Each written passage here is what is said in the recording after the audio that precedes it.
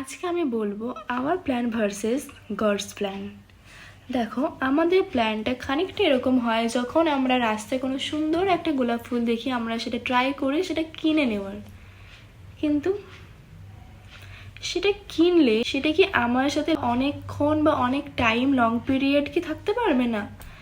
সেটা খুব limited time হবে। সেটা হয়তো আমি কেনার ফলে খুব লিমিটেড টাইম আনন্দ পেতে পারি, বাট তারপর কিন্তু আমার মধ্যে সেই এক্সাইটমেন্টটা, সে আনন্দটা থাকবেই না, কারণ ফুলটাই আমার সাথে বেশিক্ষণ থাকবে না।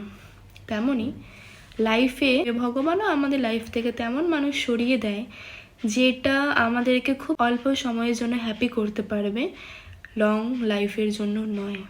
কিন্তু তুমি যদি একটা গোলাপ ফুলের বাগান বানাও, সেটা করতে অনেক টাইম লাগবে, ঠিক কথা, কিন্তু সেটা তোমার সাথে সারা জীবন থাকবে, লিমিটেড টাইমের জন্য নয়।